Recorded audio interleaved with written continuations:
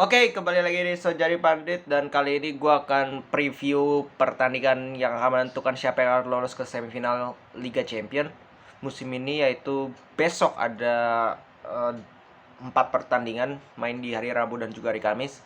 Kita langsung aja ke yang main hari Rabu. Itu ada Bayern Munchen akan berhadapan dengan Villarreal. Di leg pertama, Villarreal bisa mengalahkan Munchen secara mengejutkan di kandang Villarreal 1-0, dan memang Villarreal di sana bermain jauh lebih berbahaya, bukan jauh bermain lebih baik ya, karena possession dan segalanya itu milik Munchen. Tetapi kalau gue bilang, inilah pentingnya kita menonton pertandingan tanpa menonton pertandingan daripada kita hanya melihat dan menilai suatu pertandingan dari statistik. Karena kalau lo lihat, Villarreal itu jauh lebih banyak peluang yang berbahaya, sedangkan Munchen di leg pertama nyaris mungkin tidak ada peluang yang berbahaya. Mungkin setengah-setengah peluang itu banyak dari Munchen, tapi untuk peluang berbahaya, sorry itu saya tidak ada yang menurut gue berbahaya dari Munchen.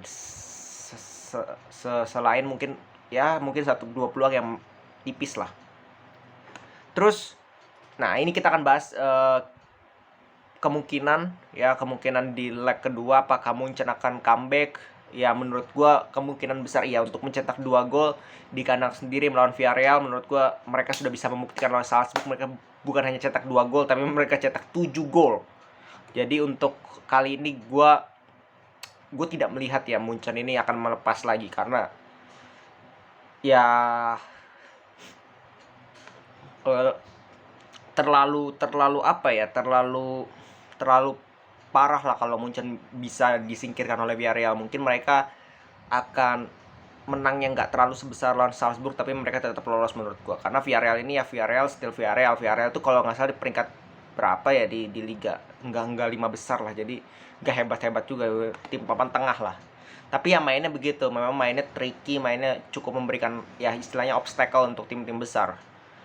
Karena memang mereka penguasaan bolanya cukup bagus gitu, dan kalau penguasaan cukup bagus di posisi unggul, mereka biasanya bukan untuk build up serangan, tapi untuk mendelay, untuk bisa menguasai bola, memberikan lawan itu tidak banyak bola supaya serangannya pun tidak datang ke pertahanan Villarreal.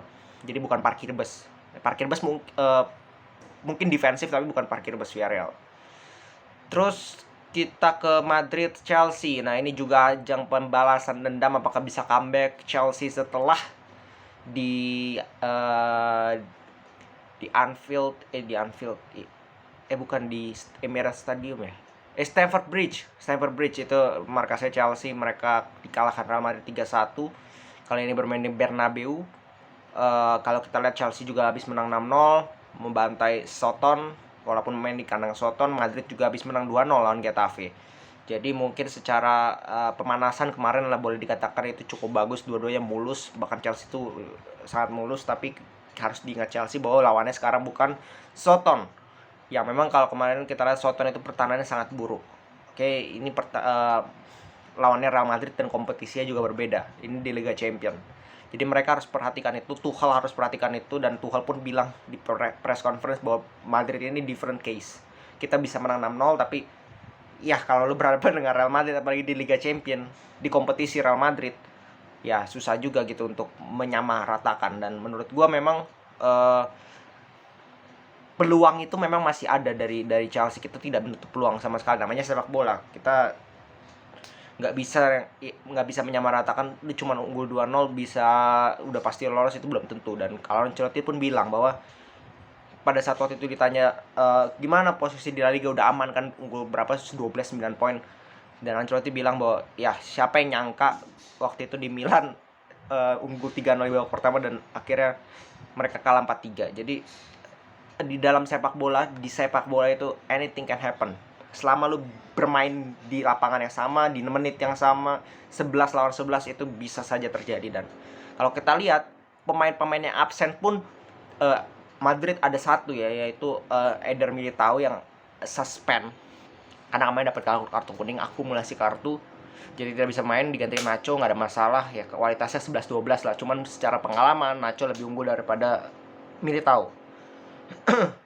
Sedangkan Chelsea itu tanpa Lukaku kemarin dikonfirmasi Tuchel karena cedera tidak dibawa.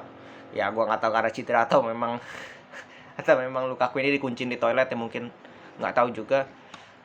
Mungkin formasi tidak akan jauh beda. Madrid tetap akan main dengan 4-3-3. Nacho gantiin Militao, nyaris tengahnya tidak akan berubah. Toni Kroos, Modric, Casemiro. Di depan Vinicius, Benzema, dan mungkin sayap kanannya ini akan menjadi kunci. Apakah Valverde main lagi? Menurut gue sangat layak diberikan kesempatan karena terbukti dia ini bisa bermain luar biasa. Di pertandingan kemarin pun menggantikan peran dari Kroos dan Modric, Camavinga dan Valverde ini luar biasa bermainnya. Jadi patut diberikan kesempatan, atau mungkin Rodrigo atau Asensio lagi ujung-ujungnya ya, nggak tahu juga gitu. Tapi kalau melihat keadaan mereka akan bermain lebih defensif, mungkin Valverde adalah opsi yang terbaik. Terus dari Chelsea itu pasti akan bermain 3-4-3. Gue tidak melihat, karena kalau mereka ingin bermain dengan 4-2-3-1, mereka akan mengubahnya itu pada saat melawan Soton terlebih dahulu untuk tes lah istilahnya. Tapi ternyata lawan Soton tidak dirubah, tetap 3-4-3, pemainnya aja dirotasi. Loftus-Cheek kalau nggak salah sampai main di bek kanan ya kalau nggak salah. Dan pada pertandingan kali ini menurutku tidak akan banyak perubahan juga. Aspi akan main di kanan menurut gua. Alonso akan main di kiri. Itu perbedaannya dibandingkan leg pertama, dan di tengah ini yang penting. Gua melihat justru harusnya Kovacic ini berduet dengan Jorginho, bukan dengan Kante.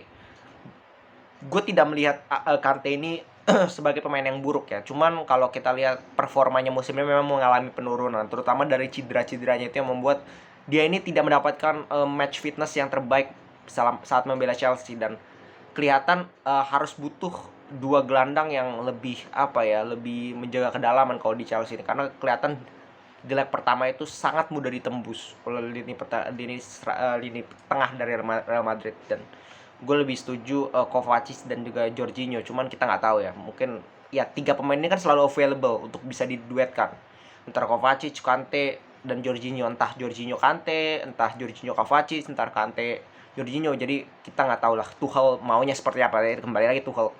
Di depan ini menurut gue sebenarnya Pulisic, Mason Mount, Havertz ya.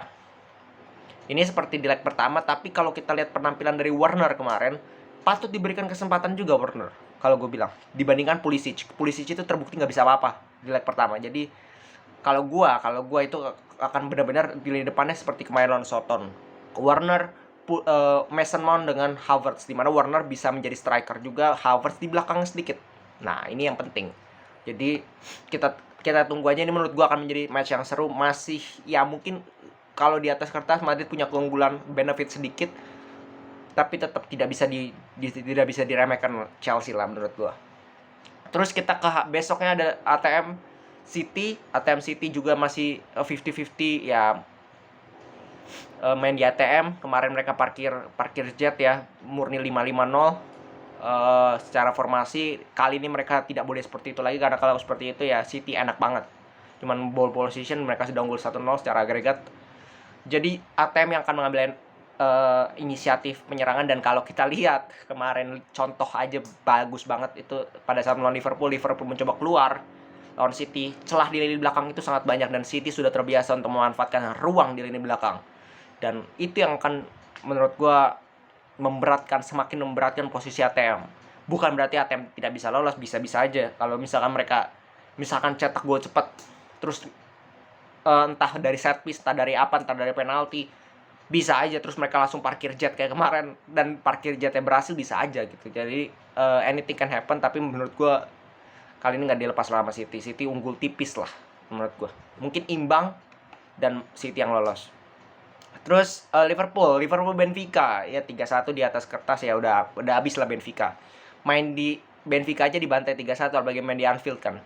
Dan kita tahu tim yang bisa mengalahkan Liverpool di Anfield siapa? Cuman Inter Milan di musim ini. Jadi sorry to say Benfica, mungkin mereka bisa memberikan perlawanan, tapi ya segitu-segitu aja, ujung-ujungnya Liverpool yang lolos. Jadi ya menurut gue tadi yang sudah gue prediksi dan feeling gue, yang lolos itu Bayern, Madrid sedikit ya masih 50-50, cuman kemungkinan sedikit unggul lah Madrid, City dan juga Liverpool. Nah, kita lihat aja nanti. Berarti nanti akan kalau memang 4 tim ini yang lolos, berarti Madrid akan ketemu City, Liverpool akan ketemu Bayern Munchen. Nah itu yang akan seru banget itu di semifinal. Oke?